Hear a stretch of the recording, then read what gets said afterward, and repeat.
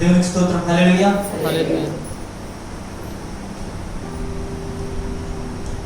ప్రభువు రక్షకుడైన యేసుక్రీస్తు నామములో మనందరికీ శుభం కలుగును గాక.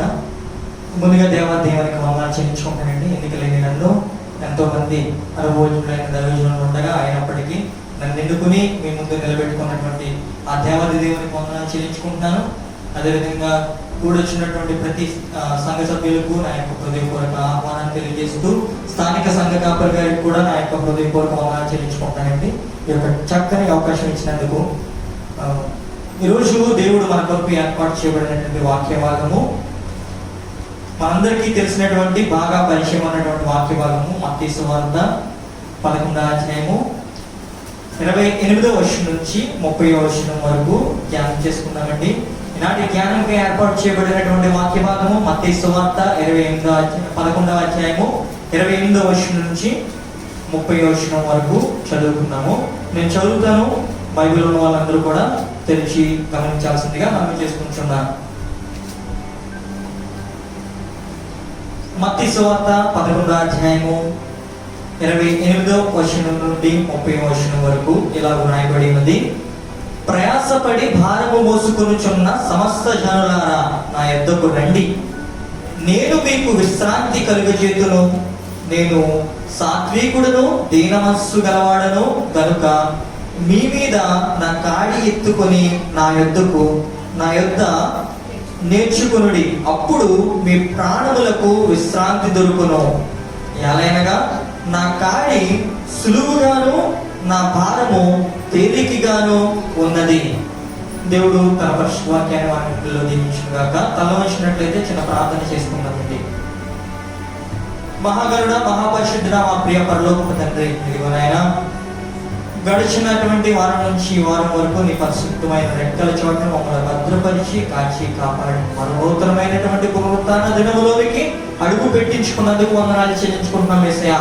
ఇదిగోనైనా ఈరోజు నిన్ను ఆరాధించుకోవడానికి, నిన్ను మహిమపరచడానికి, నిన్ను ఘనపరచడానికి మేమందరూ నీ సన్నిధిలో కూడి ఉండగా తండ్రి నాయన నీవు చూపించినటువంటి కృపలు భాగ్యాన్ని బట్టి వందనాలు చెల్లించుకుంటున్నాం. ఎంతో మందికి లేనటువంటి గొప్ప అవకాశాన్ని మాకు ఇచ్చి ఉన్నావు తండ్రి నాయన. ఈరోజు ధ్యానం చేసుకున్నట్టున్న వాక్య భాగం నుంచి మీరే మాతో మాట్లాడమని అడుగుతున్నాం తండ్రి నాయన. మేము నాయన సంతృప్తికరమైన ఆత్మీయ ఆహారము భుజించేటట్లు సహాయాన్ని దయచేయండి. విన్నటువంటి వాక్యాన్ని మేము వ్యర్థంగా విడిచిపెట్టకుండా మా హృదయాల్లో భద్రపరుచుకునే వాక్యాన్ని, శక్తిని దయచేయమని అడుగుచు తండ్రి నాయన. ఈ కార్యక్రమం అంతట్లో మీరే ముందు నడిపించుకోండి తండ్రి నాయన. మాట్లాడేవాడిని నేను కాదు తండ్రి నాయన. నీ సిలువ చోటను మరుగుపరుచుకుని నీవే నా ద్వారా నీ యొక్క వాక్యాన్ని బోధించుకోమని యేసు పరిశుద్ధ నామములో అడిగి వేడుకుంటున్నాం తండ్రి. ఆమేన్. దేవునికి స్తోత్రం. హల్లెలూయా. ఈ యొక్క మత్తయి సువార్తలో భారం గురించి మాట్లాడుతుందండి. 11వ అధ్యాయం 28వ వచనం నుంచి 30వ వచనం వరకు. అంతవరకు ఏం జరుగుతుందంటే యేసుక్రీస్తు ప్రభువారు అనేక గ్రామాల సువార్త ప్రకటిస్తూ ఉన్నారు. ఎక్కడ విరామం లేకుండా అనేక గ్రామాలు, పగలంతూ గ్రామాల్లో సువార్తను ప్రకటిస్తూ రాత్రి వెళ్ళి కొండ మీద ప్రార్థన చేసుకుంటూ ఉదయం కోసం మరలా సిద్ధపడుతూ ఉన్నారన్నమాట. ఆయన వ్యక్తిగత పనులు కాదు కానీ లోకంలో ఉన్నటువంటి ప్రతి ఒక్కరిని వారి యొక్క పాపముల నుండి విడిపించి నిత్యమైనటువంటి పరలోక రాజ్యాన్ని ఇవ్వాలన్న ఆసక్తితో ఆయన ఎక్కడ విరామం లేకుండా అనేక గ్రామాలు తిరిగి సువార్తను ప్రకటిస్తూ ఉంటుంటే చాలా మంది ఆయన వల్ల మేలు పొందుకున్న వారు ఉన్నారు, కానీ ఆయన దగ్గరికి రావట్లేదు ఆరాధించడానికి. ఆయన వల్ల అనేక మంది 3 పూట్ల సమృద్ధికరమైన ఆహారం తింటూ ఉన్నారు. ఆయన వల్ల అనేక మంది వారికి ఉన్నటువంటి రోగముల నుండి విడుదల పొందుకుంటూ ఉన్నారు. ఆయన దగ్గర నుండి అనేక మంది దయ్యములు పట్టిన వారు కూడా విడిపించబడుతున్నారు. కానీ ఆయన అనుసరించడానికి కానీ, ఆయన ఆరాధించడానికి కానీ, ఆయన దేవుడిని ఒప్పుకోవడానికి కానీ చూసినటువంటి ప్రజలు ఎవ్వరూ కూడా ముందుకు రావట్లేదు. అలాంటి సందర్భాల్లో యేసుక్రీస్తు ప్రభువు వారి దగ్గరికి యోహాను యొక్క స్వార్థులు, బాప్తిస్మిచ్చే యోహాను ఎంతమందికి తెలుసండి? బాప్తిస్మిచ్చే యోహాను కొంతమందికి తెలుసా, కొంతమందికి తెలీదా? ఆయన యేసు ప్రభు గారి కంటే ఒక 6 నెలలు ముందుగా భూలోకానికి వచ్చి సువార్తను ప్రకటించారు. ఏమని? పాపంతో ఉన్న మీరందరూ కూడా మారు మనసు పొంది బాప్తిసం పొందుకుని దేవుని రాజ్యానికి సిద్ధపడండి అని చెప్పారు. ఆయనకు కొంతమంది శిష్యులు ఉన్నారు. ఆయన శిష్యులు యేసుక్రీస్తు ప్రభు వారి దగ్గరికి వచ్చి, అయితే నువ్వు అసలైన వాడు నువ్వా, లేకపోతే నీ తర్వాత ఎవరైనా వస్తారా దేవుని కుమారుడు అని చెప్పేసి అడిగితే, మీరు కుమారుడిని తెలుసుకోలేరు, అలాగని తండ్రిని కూడా తెలుసుకోలేరు. తండ్రి బయలుపరిస్తేనే కానీ కుమారుడు అనేవారు తెలియదు, కుమారుడు బయలుపరిస్తేనే కానీ తండ్రి అనేవారు తెలియదు అని చెప్పేసి అక్క వాక్యంలో మనకు ముందు చెప్పబడుతూ ఉంటుంది అనమాట. అయితే వారికి ఏం చెప్తున్నాడంటే, నిరాశ చెందాడు యేసుక్రీస్తు ప్రభువారు. నేను ఇన్ని గ్రామాలు తిరుగుతున్నాను, ఎంతమందికి స్వార్థను ప్రకటిస్తున్నాను, వీరందరూ నా చేత మేలు పొందుకుంటున్నారు, అయినప్పటికీ ఎందుకు ఈ బిడ్డలు ఇంకా మారు మనసు పొందట్లేదు? మారు మనసు పొందుతున్నారు, బాప్తిసం తీసుకుంటున్నారు, మరలా గత జీవితంలోనికి వెళ్ళిపోతూ ఉన్నారు. లేదంటే ఆయన దగ్గరికి వస్తున్నారు, వాక్యాన్ని వింటున్నారు, కానీ మరలా రోడ్డు పక్క పడ్డటువంటి విత్తనాల వలె వ్యర్థంగా మారిపోతుంది వాక్యం. అయితే ఈరోజు ఆ యొక్క వాక్య భాగం నుంచి మనం ఏమి నేర్చుకోబోతున్నామంటే, 28వ వచనం ఒకసారి చదువుకుందామండి. ప్రయాసపడి భారము మోసుకొనుచున్న సమస్త జనులారా నా యొద్దకు రండి, నేను మీకు విశ్రాంతి కలుగజేయుదును. దేవునికి స్తోత్రం, హల్లెలూయా. ఈరోజు మనం అనేకమైనటువంటి భారాలు మోస్తూ ఉంటాం. ఒక రోజంట ఈరోజు ఇది పల్లెటూరు కదండి, అంటే జంగరాయ గ్రామం. ఈ గ్రామానికి రావాలంటే మనకు ఖచ్చితంగా వెహికల్ ఉండాలి, ఏదో ఒక వాహనం మనకు ఉండాలి. ఒకవేళ లేకపోయినట్లయితే రావడానికి ఎవరైనా మనం లిఫ్ట్ అడగాలి, సహాయం చేయమని చెప్పేసి, బాబు నాకు నాకు ఎక్కించుకో బాబు అని అడగాలి. అయితే ఒక ఆమె బట్టల పూట నెత్తి మీద పెట్టుకుని దారి పొడుగునా నడుస్తూ ఉందంట, ఒకవేళ ఎవరైనా వస్తే ఆపుతారేమో అని చెప్పేసి. అయితే ఆవిడ ఆపుతూ ఉందంట, కానీ ఎవరిని ఆపుతుందంటే ఖాళీగా లేనటువంటి వాహనాలు కానీ సహాయం చేయడానికి సిద్ధంగా లేనటువంటి వాహనాలను ఆమె ఆపుతుందట. కానీ ఖాళీగా ఉన్నటువంటి వాహనాలు, సహాయం చేయడానికి సిద్ధంగా ఉన్నటువంటి వాహనాలు ఆమె ఆపట్లేదంట. ఆమె గుర్తించట్లేదు, ఎవరిని ఆపాలో తెలియట్లేదు. ఈ రోజు ఉన్నటువంటి ప్రజలు మనం కూడా అదే చేస్తూ ఉంటాం. ఏంటంటే మన పాప భారం నుంచి విడుదల కలిగించేటువంటి దేవుణ్ణి మనం గుర్తించు. మనకి ఎవరు కనిపిస్తూ ఉంటారంటే మన సంతోషాన్ని, లేదంటే లోకంలో మనం సంతోషపరిచేటువంటి వారిని మనం కోరుకుంటూ ఉంటాం. ఆ ముసలామె ఎలా అయితే భారంతో నెత్తి మీద మూట పెట్టుకున్నప్పటికీ గుర్తించలేక సహాయం చేయనటువంటి వ్యక్తులను సహాయం అడుగుతూ ఉందో, మనం కూడా ఆరాధించేటువంటి వారు అలాగే ఉన్నారు. వారు మనకు సహాయం చేయడానికి తెలిసి కూడా మనం వారిని అనుసరిస్తూ ఉంటాం. కొన్నిసార్లు రాజకీయ నాయకుల దగ్గరికి వెళ్తూ ఉంటాం, ఎన్నిసార్లు అయినా అక్కడ పని జరగదని తెలుసు, అయినప్పటికీ మనం ఎందుకు తిరుగుతాం? ఏదైనా సహాయం దొరుకుతుందేమో, ఎవరైనా మన మీద కనికరం చూపుతారేమో అని మనం చూస్తూ ఉంటాం. కానీ ఇక్కడ దేవుడు ఏం చెప్తున్నాడంటే, ప్రయాసపడి భారం పోసుకున్న చిన్న సమస్త జనులారా, ఒకరిని ఇద్దరిని పిలవట్లేదండి, ఒక గ్రామాన్ని 2 గ్రామాలని పిలవట్లేదు. ప్రయాసపడేవారు ప్రతి ఒక్కరిని కూడా, భారం మోసేటువంటి ప్రతి జనాన్ని కూడా ఆయన పిలుస్తున్నాడు. నువ్వు మానవుడు అయితే, నువ్వు గుర్తించగలిగినట్లయితే, ఈ యొక్క వాక్యవాదాన్ని గ్రహించగలిగినట్లయితే దేవుడు ఈ రోజు నిన్ను పిలుస్తున్నాడు. ఇక్కడ ఉన్నటువంటి మనల్నే కాదు, ఈ గ్రామంలో ఉన్నటువంటి ప్రతి ఒక్కరిని కూడా ఆయన పిలుస్తూ ఉన్నాడు. నా మీద భారం ఉంది, నేను పోయలేకపోతున్నాను అని భావించినటువంటి ప్రతి ఒక్కరిని పిలుస్తున్నాడు.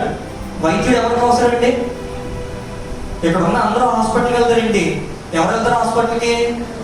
అనారోగ్యంగా ఉన్న వాళ్ళు వెళ్తారు, అవునా? ఈయన కూడా అదే పిలుస్తున్నారు. యేసుక్రీస్తు ప్రభువు వారు ఏమంటున్నారంటే, ప్రయాసతో భారం నుండి మొయ్యలేకపోతున్నారు ప్రభువా అని ఎవరైతే భావిస్తారో, మీ యొక్క హృదయాల్లో ఎవరైతే వేదన చెందుతారో వారందరినీ ఈ యొక్క ప్రభువు పిలుస్తూ ఉన్నారు. మనం దేవుని సన్నిధికి వస్తూ ఉన్నాం, కానీ మన భారాన్ని కింద పెట్టలేకపోతున్నాం. నాకు మా స్నేహితులకి, మా అందరికి కూడా సివిస్ టీమ్కి మాకు 3 రోజుల నుంచి ఆతిథ్యాన్ని ఇవ్వడానికి, లేదంటే మాకు నివాసం ఉండడానికి అయ్యగారు మంచి చక్కటి ఏర్పాట్లు చేశారు. మేము తెచ్చినటువంటి లగేజ్ మా నెత్తి మీద పెట్టుకుని ఇల్లంతా తిరుగుతామండి. మాకు ఛాన్స్ ఇచ్చారంటే ఉండడానికి, మా లగేజ్ కూడా పెట్టుకోవడానికి ఛాన్స్ ఇస్తారు కదా, అంతేకాని నెత్తి మీద పెట్టుకుని తిరుగుతూ ఉంటామా? తిరగం కదా. యేసుక్రీస్తు ప్రభువారి దగ్గరికి వచ్చిన మనం ఎలా ఉన్నామంటే, మన పాప భారాన్ని ఇంకా వదలట్లేదు, మన జీవితం అలాగే ఉండిపోతుంది. మన నెత్తి మీద ఉన్నటువంటి మూటలు, పాపం అనే మూట అలాగే ఉండిపోతుంది. ఏంటి పాపం అని అంటే ఆధ్యాత్మికమైన పాపం. మనం దేవుని యొక్క మాటలను పెడచెవిని పెట్టి మనకు నచ్చినట్టు జీవిస్తూ ఉంటాం, ఇంకా వ్యభిచారంలో కూరుకుపోతూ ఉంటాం, ఇంకా పాపం, మన పాపపు అలవాట్లు ఏవైతే ఉన్నాయో, మద్యం కానీ, లేదంటే సిగరెట్లు కానీ, ఏదైనా చెడు వ్యసనాలు, వ్యర్థంగా ఒకరితో మాట్లాడడం కానీ, ఒకరి గురించి ఒకరు చాడీలు చెప్పడం కానీ అనేకమైన ఉన్నాయి. 1 కాదు 2 కాదు. దేవునికి ఇష్టం లేనటువంటి కార్యం ఏదైతే ఉందో ప్రతిదీ పాపమే. మనం ఇంకా వాటి నుంచి విడుదల పొందుకోలేకపోతాం. దేవుడు మనం పిలుస్తూ ఉన్నాడు, ప్రయాసపడి భారం మోసుకొనిచున్న సమస్త జనులారా నా యొద్దకు రండి, నేను మీకు విశ్రాంతిని కలుగజేస్తానంటున్నాడు. మనం బాగా అలసిపోయిన తర్వాత కావాల్సింది మనకి విశ్రాంతి. ఉదయం నుంచి రాత్రి వరకు కష్టపడి, ఎండలో కష్టపడి, చెమటూడ్చి, ప్రయాసతో మనం భారంతో పనిచేసినప్పుడు కావాల్సినటువంటిది విశ్రాంతి. రాత్రి వచ్చి రాగానే ఫ్యాన్ ఆన్ చేసుకుని ఫ్యాన్ కింద చల్లగా పడుకోవాలి, సేద తీర్చుకోవాలి అనుకుంటాం. మనం తిన్నా తినకపోయినా ప్రశాంతమైన జీవితాన్ని మనం కోరుకుంటూ ఉంటాం. అవునండి. కొంతమంది ఏం చేస్తారంటే డ్యూటీ నుంచి వచ్చిన తర్వాత ఇప్పుడేం వండుకుంటాంలే, ఇప్పుడేం తింటాంలే, పొద్దున్న లేచిన తర్వాత చూసుకుందామని చాలా మంది ఆకలితో పడుకున్న వాళ్ళు ఉంటారు. అవునా? అయితే మీరు ప్రయాసతో ఉన్నట్లయితే దేవుడు మీకు విశ్రాంతిని కలుగు చేస్తానని చెప్తూ ఉన్నాడు. కొంతమంది పాపంలో కూరుకుపోతూ కూడా దాన్ని విడిచిపెట్టడానికి ఇష్టం ఉండదు. దేవుని యొక్కకి రావాలి అంటే పాపం అడ్డేస్తూ ఉంటుంది. ఎందుకనంటే దేవుని దగ్గరికి వచ్చామంటే పాపం అంతా వదిలిపెట్టాలి. కొంతమంది పాపాన్ని నేర్పిస్తారు, దేవుణ్ణి విడిచిపెడతారు. ఆయన విశ్రాంతి కలిగి చేస్తానంటాడు, వీళ్ళంటారు మాకు విశ్రాంతి లేకపోయినా పర్లేదు, మా జీవితం నాశనం అయిపోయినా పర్లేదు, మాకు పరలోక రాజ్యం దొరకకపోయినా పర్లేదు, మా పాపంతో మేము కృంగిపోతున్నా పర్లేదు, కానీ ఈ పాపం అనే మూట మాత్రం మేము పక్కన పెట్టమని చెప్పేసి అంటుంటారన్నమాట. యెషయా గ్రంథం 1:4 చూసినట్లయితే అక్కడ దావీదుడు ఇలా సంబోధిస్తున్నాడండి.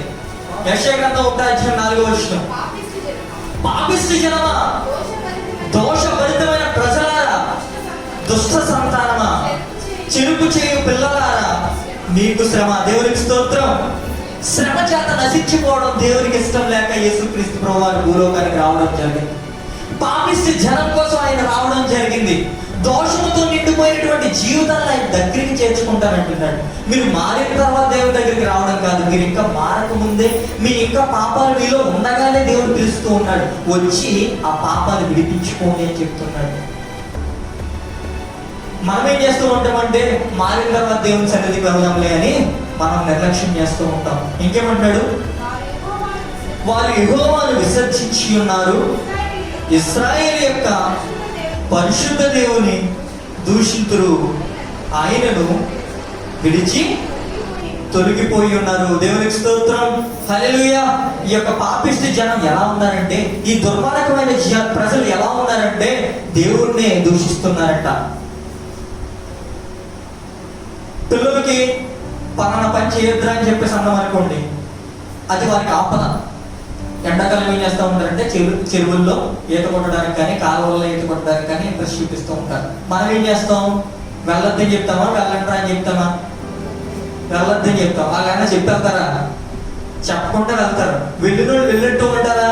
స్నేహితులు ఏమంటారంటే, ఎలా మీ అమ్మతో చెప్పామంటే, ఓ మా అమ్మ పెద్ద నష్టపెట్టుతారా బాబు, అసలు మా అమ్మ ఎక్కడికి వెళ్ళలేదని చెప్పేసి వాళ్ళు తిట్టుకుంటూ ఉంటారు. అది వాళ్ళ క్షేమం కోసమే మనం చెప్తూ ఉంటాం. రీసెంట్ వినేటువంటి మనస్తత్వం వారిలో లేదు. ఎవరు పిల్లలు అన్నది కాదండి. ఇక్కడ పిల్లలంటే పిల్లలే కాబట్టి ప్రతి ఒక్కరికి మనం చెప్తూ ఉంటాం, కానీ వారికి నచ్చదు. వారికి నచ్చినట్టు జీవిస్తూ ఉంటారన్నమాట. ఈ యొక్క ప్రజలు కూడా దేవుణ్ణి, ఇశ్రాయేలు యొక్క పరిశుద్ధ దేవుని దూషితులు, ఆయనను విడిచి తొలగిపోతున్నారంట. ఈరోజు మనం ఎలా ఉన్నాం? మన జీవితాలు ఎలా ఉన్నాయి? మనం దేవుని సన్నిధికి వస్తున్నాం, మన పాప జీవితాన్ని విడిచిపెడుతున్నామా, లేదంటే మనం ఏదో నామకార్థంగా వచ్చి దేవుని యొక్క సన్నిధిలో కూర్చుంటూ ఉన్నామా? మన స్థితి ఏ స్థితిలో ఉంది, మనం ఎక్కడ ఉన్నాము అనేది ఒకసారి మనం గ్రహించుకుందాం. కీర్తన గ్రంథం 38 కీర్తన 4 మనం చూసినట్లయితే, 38 కీర్తన 4 నా దోషములు నా తల మీదుగా పొర్లి ఉన్నవి, నేను మొయ్యలేని బరువులే అవి నా మీద మోపబడి ఉన్నవి. దేవునికి స్తోత్రం. హల్లెలూయా. కీర్తనకారుడు దేవుని యొక్క అడుగు జాడల్లో నడిచేటువంటి వ్యక్తి, దేవుని యొక్క మాటలు అనుసరించే వ్యక్తి కాబట్టి ఈ యొక్క కీర్తన గ్రంథం రాయడానికి ఆయనకి చక్కటి అవకాశం దొరికింది. మీకు లేదు, నాకు లేదు. ఈ యొక్క పరిశుద్ధ గ్రంథంలో ఒక వచనం కానీ, ఒక అక్షరం కానీ రాయడానికి అవకాశం లేవు. కానీ ఈ యొక్క కీర్తనకారుడికి దొరికిందంటే ఆయన ఖచ్చితంగా దేవుని యొక్క దయ పొందుకున్నవాడే. అయినప్పటికీ ఏమంటున్నాడు, నా దోషములు నా తల మీద పొర్లి ఉన్నది. మనం ఎలా భావిస్తామంటే, అసలు నాలో పాపమే లేదు, నాకు పాపం అంటే ఏంటో తెలీదు, నేను చాలా మంచివాడిని, నాకంత మంచివాళ్ళు ఈ యొక్క గ్రామంలోనే లేరు అని మనం భావిస్తాం. ఈ యొక్క కీర్తనకారుడు ఏమంటాడు, నా దోష పొర్లి ఉన్నవి, నిన్ను మొయ్యలేని బరువులే అవి నా మీద మోపబడి ఉన్నాయి. అందుకే దేవుడు పిలుస్తున్నాడు, ఒకవేళ నువ్వు మొయ్యలేకపోతే నా దగ్గరికి రా, నేను విశ్రాంతిస్తాను. ఆ మూట తీసి నా దగ్గర పెట్టి నేను చూసుకుంటానని చెప్పేసి ఆ పెద్ద మాడుతో చేయబడినటువంటి సిలువనే నేను మోయగలిగాను. అప్పుడు నీ యొక్క పాప భారం ఎంత, వాటి వల్లే కదా నేను శ్రమ పొంది శ్రమపడి చనిపోయాను, మీకోసమే కదా నా రక్తాన్ని కాల్చాను అని చెప్పేసి ప్రభు చెప్తున్నాను. మనం ఎలా భావిస్తామంటే ఈ యొక్క కీర్తనకారుడు నేను పాపిని అంటే నేను పరిశుద్ధుడిని అని మనం చెప్తూ ఉంటాం. ఎక్కడుంది మన పరిశుద్ధత? మన పరిశుద్ధత మురికి గుడ్డలతో సమానమని దేవుని వాక్యం సెలవిస్తుంది. ఎంత తెల్లగా ఉంది కానీ ఎక్కడో అక్కడ మార్చుంటాం. మనం ఎంత పరిశుద్ధులుగా మార్చబడినా ఇంకా మన పాపం అలవాట్లు అలాగే ఉండిపోతూ ఉంటాయి. ఇంకా మన యొక్క జీవితం అలాగే సాగబడుతూ ఉంటుంది. దుర్మార్గమైన స్నేహితులతో తిరగడానికే మన యొక్క శరీరం కోరుకుంటూ ఉంటుంది, కానీ దేవుని సన్నిధికి రావడానికి ఆసక్తి చూపదు. రోమపత్రిక 5:5 చూసినట్లయితే మనం ఎప్పుడు రక్షించబడ్డామో అక్కడ రాయబడి ఉంటుంది. అయితే దేవుడు మన ఎడల తన ప్రేమను వెల్లడిపరుచుచున్నాడు. ఎట్లనగా మనం ఇంకనూ పాపులమై ఉండగానే క్రీస్తు మన కొరకు చనిపోయాను. పరిశుద్ధుల కోసం అనేక మంది చనిపోతూ ఉంటారు. మన కోసం మనం సహాయం చేసిన వ్యక్తుల కోసం ఎవరైనా సహాయం చేస్తారు, కానీ మనం ఎవరికి సహాయం చేయలేదనుకోండి, ఎవరైనా మనకి సహాయం చేస్తారా? పక్కింటి మీ ఇంటి దగ్గరికి వచ్చి అమ్మ కొంచెం నూనె ఉందా అంటే మా ఇంటి దగ్గర నూనె లేదు, పప్పు లేదు అంటాం. అంటే పప్పు కూడా కలగడలేదు. కానీ మనం ఏం చేస్తాం? అవసరం వచ్చినప్పుడు వాళ్ళ ఇంటికి వెళ్తాం. సాయం చేస్తారా? మీరు ఎవరికైనా హెల్ప్ చేయకుండా వాళ్ళు మీ దగ్గరికి వచ్చి సాయం చేస్తారండి, చేయరుగా. కానీ దేవుడు ఏం చేస్తున్నాడంటే యేసుక్రీస్తు ప్రభువారు మనం ఇంకా పాపులమై ఉండగానే మన కోసం ప్రాణం పెడుతున్నాడు.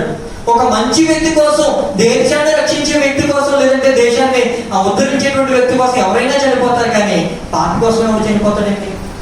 పాపతో నిండిపోయిన జీవితాన్ని రక్షించడానికి ఎవరు చనిపోతారు? ఎవరు వారి రక్తాన్ని కాలుస్తారు?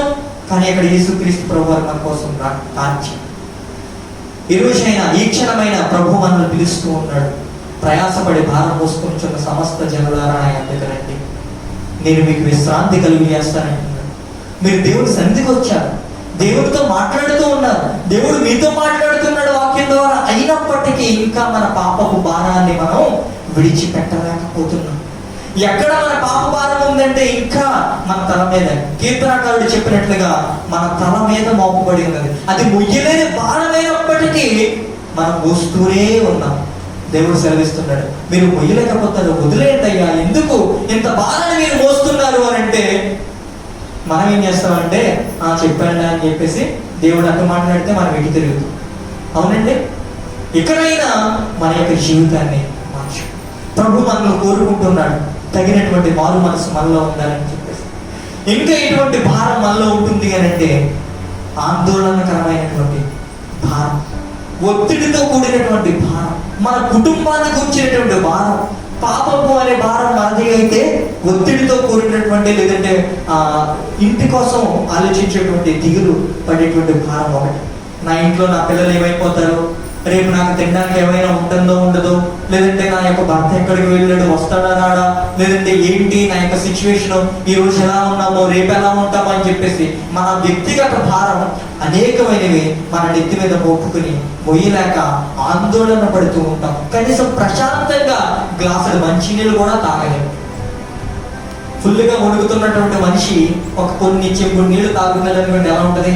మొత్తం అన్ని మీద పూసుకుంటాడు, కొన్ని మాత్రమే నోట్లో పడుతూ ఉంటాం. మనం కూడా అంతే. ఆందోళనకరమైనటువంటి జీవితం, ప్రశాంతత లేనటువంటి జీవితం, ఎంతకాలం జీవించినప్పటికీ సుఖం అనేది, శాంతి అనేది మన జీవితంలో.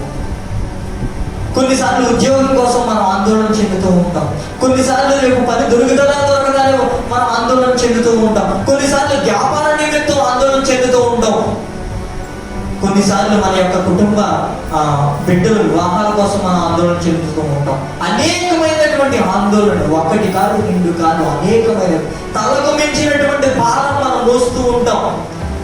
దేవుడు సెలవిస్తూ ఉన్నాడు, మీరు నా దగ్గరికి వచ్చి ప్రార్థన చేసినట్టు వేడుకున్నట్లయితే నేను ప్రతి దాని నుంచి మిమ్మల్ని విడిపించడానికి సమర్థుడును అని చెప్తూ ఉన్నాడు.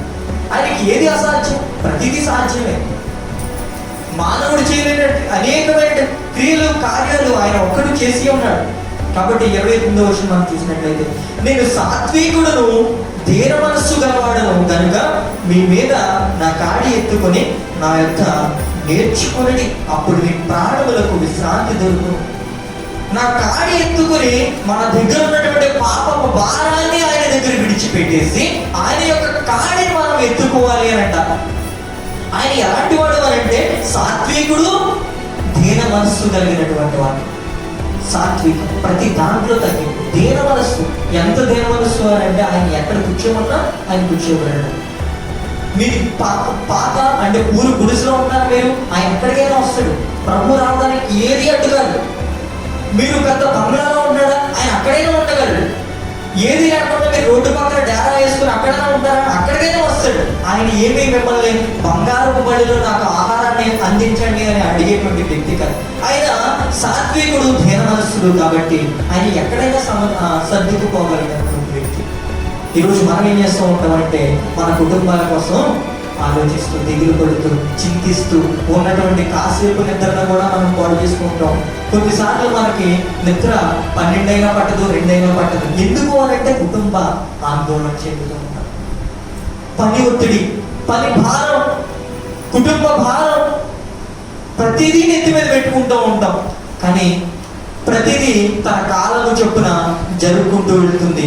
ప్రభువుని మనం వేడుకున్నట్లయితే ఆ ప్రభువు మనకి తగిన కాలములో తగిన రీతిగా సహాయాన్ని అందించేటువంటి వ్యక్తి. దేవుడికి స్తోత్రం, హల్లెలూయా. పక్షుల్ని ఎవరు చేశారండి? దేవుడు చేశారు. జంతువులను ఎవరు చేశారు? దేవుడు చేశారు. పక్షులకి ఏమన్నా పర్టికులర్ ప్లేస్ ఉంటుందా? నేను ఎక్కడే ఉండాలి అని అనుకుంటాయా? అవేమన్నా పంట విత్తుతాయా? అవేమన్నా చెట్లు నాటుతూ ఉంటాయా? ఏం చేస్తాయని? ప్రతిరోజు సమృద్ధిగా ఆహారం తింటూ ఉంటాయి. జంతువులు ఏమన్నా మనకులా పెద్ద పెద్ద బంగ్లాలు కట్టుకుని ఉంటాయా? ఎక్కడ పడితే అక్కడ ఉంటాయి. వాటికి ఆహారం దొరకట్లేదా? కానీ మనకేంటంటే చిక్కులు మట్టలు లేకుండా అసలు ఒక ముద్ద కూడా దిగదు.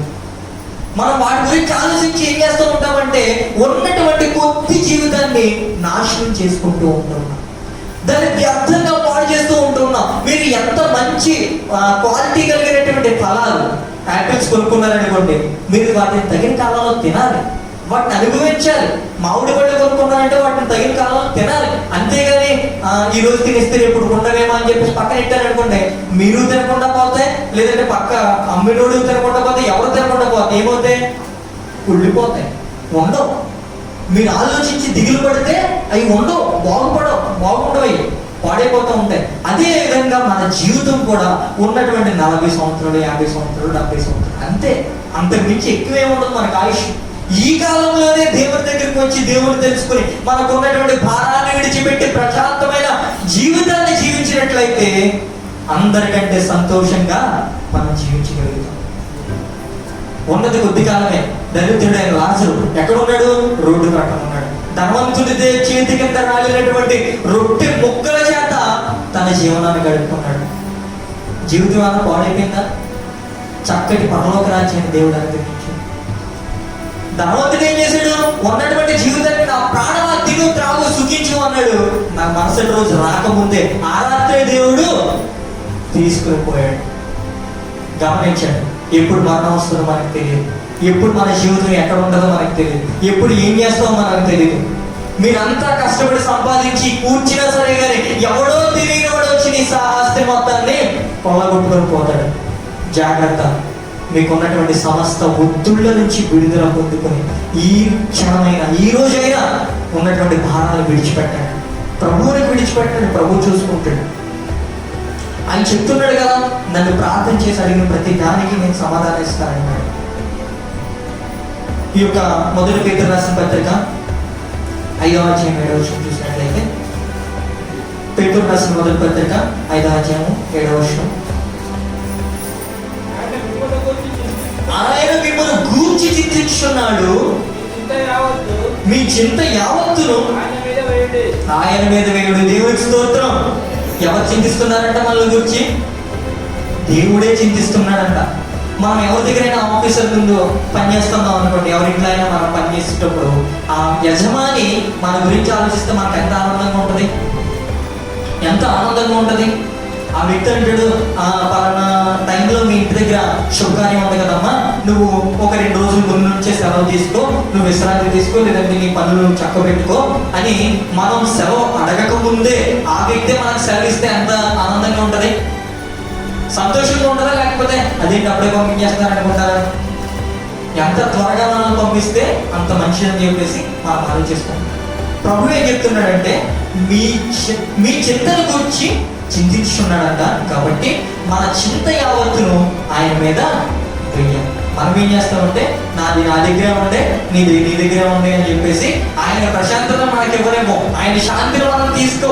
అలాగే మనకున్నటువంటి చింత, మనకున్నటువంటి దిగులు, మనకున్నటువంటి బాధ మన దగ్గరే పెట్టుకుని మనమే అలా కూరుకుపోతూ ఉండిపోతూ ఉంటాం.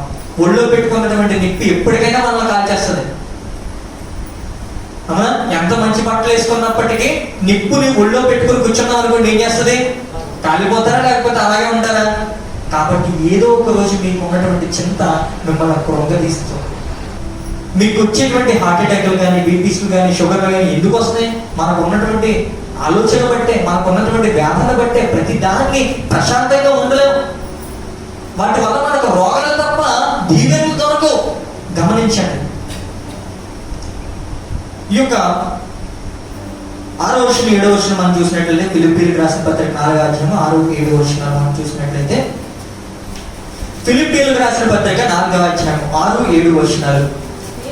దేనిని గురించి చింతించకూడి కానీ ప్రతి విషయంలోనూ ప్రార్థనా విజ్ఞాపనల చేత కృతజ్ఞతాపూర్వకంగా మీ విన్నపములను దేవునికి తెలియజేయడు. దేవునికి స్తోత్రం, హల్లెలూయా. దేనిని గురించి చింతించకూడి. ఒకడు అంటాడు, నేను పొట్టుగా ఉన్నాను, ఎప్పుడు పొడుగు అవ్వాలి అని చెప్పేసి ఆలోచిస్తాడు. అవుతాడా? జీవితం మొత్తం ఆలోచించిన పొడుగు అవ్వడు. ఒకడు అంటాడు, నేను పొడుగుగా ఉన్నాను, దారుణంగా నాకు తగిలేస్తుంది, ఎప్పుడు పొట్టు అవుతాను అంటాడు. అస్సలు అవ్వడు. ఒకటి నేను లావుగా ఉన్నాను, సన్నగా అవ్వాలి అని అంటే అవ్వడు. చేయాల్సినవి చేయాలి, అంతేగా. ఇలా ప్రతి దాని గురించి మనం చింతిస్తూ ఉంటుంటే ఎప్పుడు మనం ప్రశాంతంగా జీవించేది? మీ దేని గురించి చింతించద్దు కానీ ప్రతి విషయంలోనూ విజ్ఞాపన ప్రార్థన చేయమంటున్నా. ఎంతమంది ప్రార్థన చేస్తున్నారండి ఈ రోజుల్లో? వీళ్ళ మీద లెక్క పెట్టుకోవచ్చు. ఎంత పెద్ద సంఘం ఉన్నప్పటికీ 100 మంది ఉన్నా, 200 మంది ఉన్నా 10 ఏళ్ళు సరిపోతాయి లెక్క పెట్టుకోవడానికి. కొద్దిమంది అందరూ ప్రార్థన చేస్తూ ఉంటారు, అందరూ ప్రార్థన చేయరు. ఇక్కడ ఏం చెప్తున్నాడు ఈయన? కృతజ్ఞత విజ్ఞాపన ప్రార్థన చేత కృతజ్ఞత పూర్వకంగా మీ విన్నపాలను తెలియజేయమని చెప్తున్నాడు. మీరు ఎలా ఉన్నప్పటికీ మీ అడుగు, మీ ఎత్తు 3 పెరగదు, 3 తగ్గదు. మనకు లేని మన దగ్గరికి రాదు. ఒకవేళ మనకు అవసరమైతే దేవుడు తగిన సమయంలో తగిన రీతిలో ఆయన పంపించడానికి సిద్ధంగా ఉన్నాడు. కానీ మనం ఏం చేస్తామంటే ప్రార్థన ఉండదు, వాక్యం ఉండదు, దేవుడు ఉండడు, భక్తి ఉండదు, ఏముండదు. మన చింత మనమే అనుభవిస్తూ ఉంటాం. అందుకే చెప్తున్నాడు, విడిచిపెట్టండి, విడిచిపెట్టండి అని చెప్పేసి. 7వ వచనం చూద్దామా ఒకసారి. అప్పుడు సమస్త జ్ఞానములకు మించిన దేవుని సమాధానము యేసుక్రీస్తు వలన మీ హృదయములను మీ తలంపులను కావలేందును. దేవునికి స్తోత్రం. మీరు డబ్బులు పెట్టి సెక్యూరిటీ పెట్టుకోని అవసరం లేదు. అప్పుడు యేసుక్రీస్తు వలన మీ హృదయాలకి, మీ తలంపులకు కావలి ఎందుకు అని చెప్పేసి చెప్పింది. మీరు ఎంత డబ్బులు పెట్టుకుని సెక్యూరిటీ పెట్టుకున్నా ప్రశాంతంగా లోపల తట్టుకోలేదు. అవునండి, దొంగ ఎప్పటికైనా వచ్చి మీకు ఉన్నది దోచుకుని పోవాలి. దొంగ సమర్థుడు. ఎంతమందిని పెట్టుకుంటారు సెక్యూరిటీ? మహా అయితే ఒక 5 మంది, 10 మంది, 100 మంది. అంటే దానికి తగ్గట్టు ప్లాన్ చేసుకుంటాడు. దానికే ఉంది. ఒకళ్ళే ఉన్నారనుకోండి, ఒకరిని ఎలా పడగొట్టాలని ప్లాన్ చేస్తాడు. 10 మంది ఉంటే 10 మందిని ఎలా పడగొట్టాలి అని ప్లాన్ చేసుకుంటాడు. దొంగతనం చేయడం మాటగా. లోకంలో ఎవరు ప్రశాంతంగా జీవిస్తున్నారంటే ఉన్నదాంతో సంతృప్తిగా జీవించే వాళ్ళు మాత్రమే ప్రశాంతంగా ఉన్నారు. నాకు ఏదో కావాలి, ఏదో కావాలి, ఏదో సంపాదించాలి అన్నవాళ్ళు ఎప్పటికీ ప్రశాంతమైన జీవితాన్ని గడపలేదు. ప్రభు పిలుస్తున్నాడు, ప్రయాసపడి భారం మోసుకుంటున్న సమస్త జనులారా నా దగ్గర చెప్తున్నాడు. 1, మన యొక్క వ్యక్తిగత పాపాల భారం. 2, మన కుటుంబ వేదన, శోధన, వాటన్నిటి గురించి చెప్తూ ఉన్నాడు. 3వదిగా మనం చూసినట్లయితే జీవితంలో ఎదురయ్యేటువంటి సవాళ్ళ భారం. ఎన్నో సవాళ్ళు మన జీవితంలో ఎదురవుతూ ఉంటాయి. టార్గెట్స్. నేను వారిలా మారిపోవాలి, నేను వారిలా సంపాదించాలి, నేను వారిలా తిరగాలి. ఎవరినో చూసుకుంటాం. పుల్లు చూసి నక్క వాత పెట్టుకున్నట్లుగా మన జీవితాన్ని మారిపోతూ ఉంటుంది.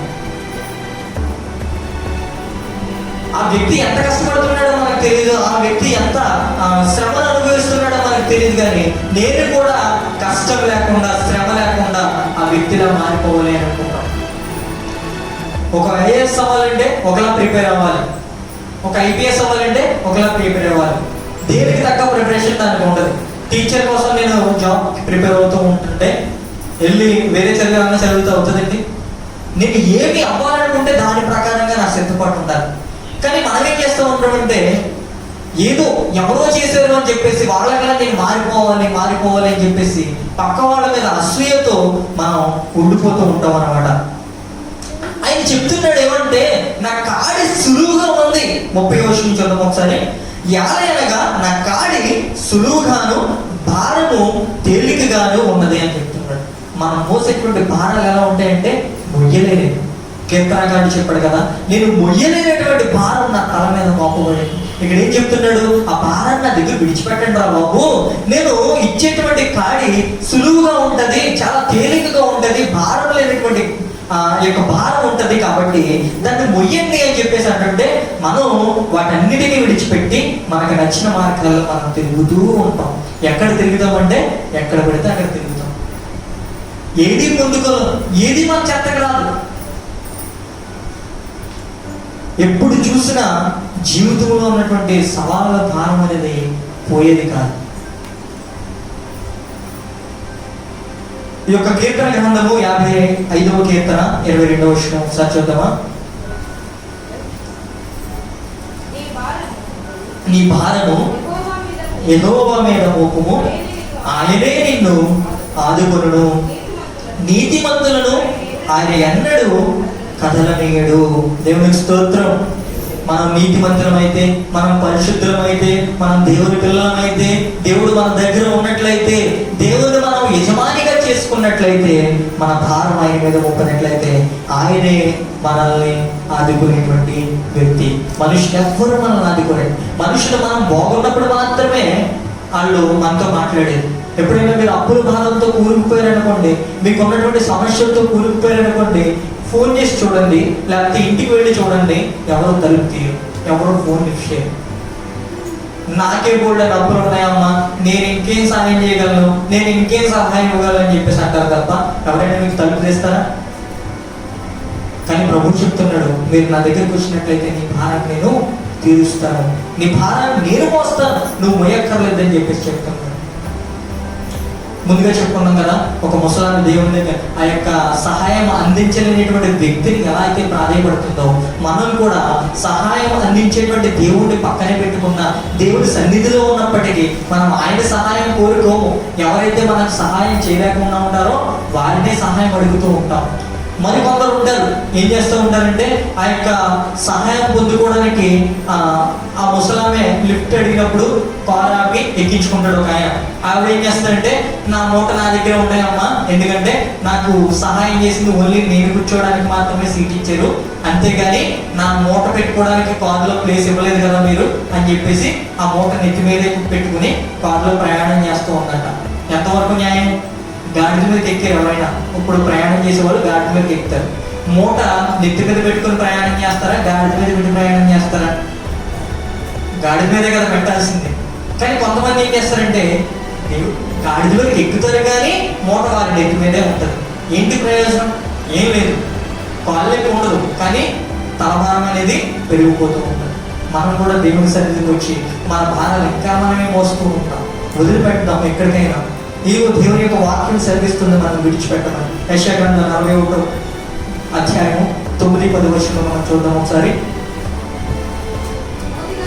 భూదిగంతముల నుండి నేను పట్టుకొని దాని కొలను నుండి పిలుచుకొనిన వాడు, నీవు నా దాసుడు అనియు నేను నిన్ను ఉపేక్షింప ఏర్పరచుకుంటుననియు నేను నీతో చెప్పి ఉన్నాను, నీకు తోడై ఉన్నాను, భయపడకుము, నేను నీ దేవుడై ఉన్నాను, దిగులు పడకుము, నేను నిన్ను బలపరుతును, నీకు సహాయం చేయవాడను నేనే, నీతియును నా దక్షిణ హస్తముతో నిన్ను ఆదుకొందును. దేవునికి స్తోత్రం, హల్లెలూయా. భూదిగంతముల నుండి, భూమి కొల నుండి అనగా భూమి యొక్క చివరి నుండి మనల్ని చేతితో పట్టుకుని లాగుతున్నాడు. మనం అందకపోయినప్పటికీ చెట్టు చివరి ఎక్కడో ఉన్నటువంటి కాయ కోసం మనం ప్రయత్నం చేస్తూ ఉంటాం, కానీ దేవుడు మన కోసం ప్రయత్నం చేస్తున్నాడు. ఏమని? భూమి ఎక్కడో చివరి ఉన్నటువంటి భూమి కొలల నుండి చివరి నుండి మనల్ని ఆయన చేతి యొక్క దక్షిణ హస్తంతో ఉపేక్షించడానికి, అనగా వినిపించడానికి, మనకున్నటువంటి పాపపు భారము, అనేక భారాలు శక్తి కొలది మనం భరించలేనటువంటి స్థితిలో ఉన్న వాటి నుంచి విడిపించడానికి, దేవుడు మనల్ని ఉపేక్షించడానికి ఆయన యొక్క దక్షిణ హస్తం చాపి ఉన్నాడు. ఎంతమంది ఆ చేతిని పట్టుకుని ఉన్నాం? ఎంతమంది ఆయన యొక్క అడుగు జాడలో నడవడానికి సిద్ధంగా ఉన్నారు? ఆయన మనల్ని ఏర్పాటు చేసుకుని ఉన్నాడు. నీకు సహాయం చేయవాడు నేనే, నీతి అను నా దక్షిణ హస్తం నిన్ను ఆదుకుందును. గమనించండి, దేవుని సన్నిధికి మనం రావడం మాత్రమే కాదు, మనకు ఉన్నటువంటి సమస్త భారాన్ని ఆయన యొక్క పాదముల ముందు విడిచిపెట్టి ఆయన ఇచ్చేటువంటి బరువును మనం అవుతాం. అది చాలా సులువుగా ఉండేటువంటి బరువు. మీరు ఎక్కడ శ్రమ పడేటువంటిది కాదు, చాలా తేలికైనటువంటి బరువు ఆయన మనకి ఇస్తున్నాడు. ప్రశాంతమైన జీవితాన్ని మనకి ఇవ్వడానికి సిద్ధంగా ఉంటాడు. ఈ రోజైనా మనం మన యొక్క జీవితం నుంచి విడుదల పొందుకోము. తల వంచుకున్నట్లయితే మన ప్రార్థన మనం ముందు కొనసాగాలి. ప్రతి ఒక్కరూ కూడా మనకు ఉన్నటువంటి భారాలు మనం విడిచిపెట్టాలి. ప్రభువా, ప్రతి ఒక్కరూ కూడా ప్రభువా నా భారం ఇంకా నా మీద ఉండిపోయిందేమో, నా కుటుంబం కోసం నేను బాధపడుతూ ఉన్నానేమో, నేను అప్పుల సమస్యలతో బాధపడుతున్నానేమో, ఉద్యోగ సమస్యలతో బాధపడుతూ ఉన్నానేమో, వ్యాపార సమస్యలతో బాధపడుతూ ఉన్నానేమో. ప్రభువా నన్ను విడిపించు, నాకు తగినటువంటి జీవితాన్ని అనుగ్రహించు, ప్రశాంతకరమైనటువంటి ఆరోగ్యకరమైనటువంటి నీ యొక్క ఆశీర్వాదము కలిగినటువంటి జీవితాన్ని నాకు అందించు అని ప్రార్థించాను. వైద్యుడి దగ్గరికి వెళ్ళిన తర్వాత కూడా నీ యొక్క రోగానికి వైద్యం జరగకపోతే ఏంటి ఉపయోగం? దేవుడి సన్నిధికి వచ్చి కూడా నీ యొక్క భారాన్ని తెచ్చకపోతే ఏంటి ఉపయోగం?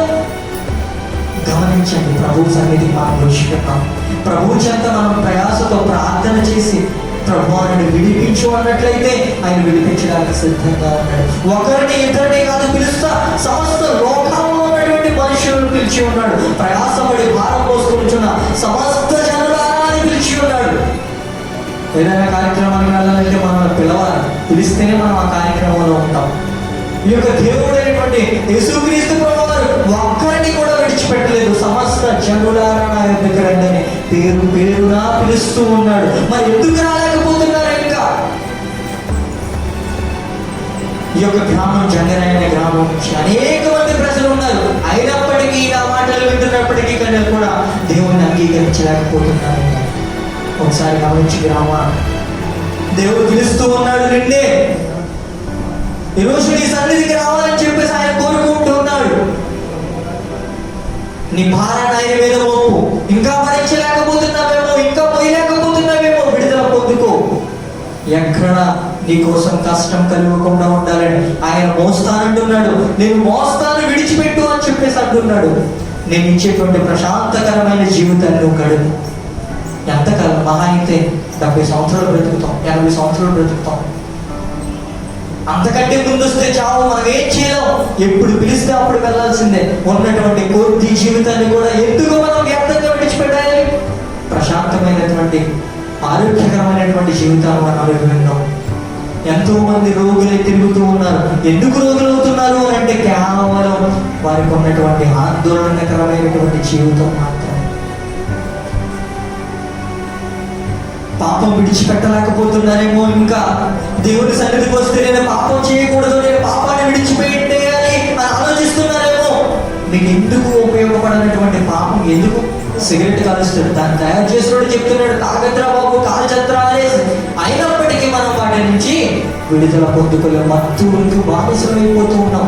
మద్యం చేసిన వాడు దాని మీద రాస్తూ ఉన్నాడు, మద్యం సేవించద్దు అని చెప్పేసి. మద్యం సేవించడం వల్ల అనేక మంది ప్రాణాలు అర్థాంతరంగా కోల్పోతున్నారు. అయినప్పటికీ వదిలిపెట్టలేకపోతున్నారు.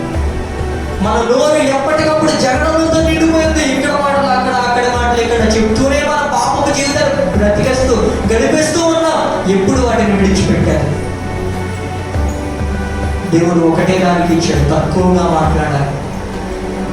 మాట్లాడేటువంటి ప్రతి మాట జ్ఞానముతో దేవుడు ఇచ్చేటువంటి వాక్యం ద్వారా మనం మాట్లాడేదై ఉండాలి. కానీ వ్యర్థంగా మన ఆరోగ్యాన్ని కానీ మన వారికి ఉన్నటువంటి శక్తిని ఉపయోగించుకోలేదు. మొరపెడతామా? ప్రతి ఒక్కరు నోరు తెరిచి ప్రభువా నన్ను విడిపించు అని చెప్పేసి అడుగుదామా? ఒక్కసారి గట్టిగా ప్రభువా నన్ను విడిపించాలి గట్టిగా చెప్దామా? ప్రభువా నన్ను విడిపించు, నాకు ఉన్నటువంటి భారం నుండి అని అడుగుదాం. స్తోత్రం నాయనా. హల్లెలూయా, హల్లెలూయా, హల్లెలూయా, హల్లెలూయా. నీ యొక్క దైవజనులు, ఈ యొక్క ఉన్నటువంటి సంఘ కాపరులు ఎంతో శ్రమ కూర్చి మీకోసం అనేకమైనటువంటి వాక్యాలు బోధిస్తున్నారు. ఆనాడు రక్తస్రావం కలిగినటువంటి స్త్రీ అనేక మంది దగ్గరికి తిరిగింది, విడుదల దొరకలేదు. ప్రయత్నాలు ఎన్నో చేస్తూ ఉంటాం, మనకున్నటువంటి సమస్త డబ్బులు పోగొట్టుకుని ఉంటాం, కానీ ప్రశాంతమైన జీవితం ఎక్కడ దొరకదు. ఆలోచించండి, మనం ఇంకా అలాగే ఉన్నామా? రక్తస్రావం కలిగినటువంటి స్త్రీలాగే ఉన్నామా? ఇంకా మనకున్నటువంటి రోగం మనలోనే పెట్టుకుంటూ ఉన్నామా? ఆయన సన్నిధికి వచ్చి ఆయన వస్త్రము చేరుకుంటున్నా చాలు, ఆయన మనం మొర పెట్టుకున్నా చాలు, ఆయన మనకు విడుదల కలిగించేటువంటి దేవుడు కాబట్టి మనం ఆయన వేడుకుంటూ ఉన్నాం. అదేవిధంగా తల వచ్చినట్లయితే దైవజనుల ప్రార్థనలో మన ముందుకు నడిపిస్తూ ఉంటారు హానుకయ్య గారు. మన ప్రార్థనలో కొనసాగుతాం.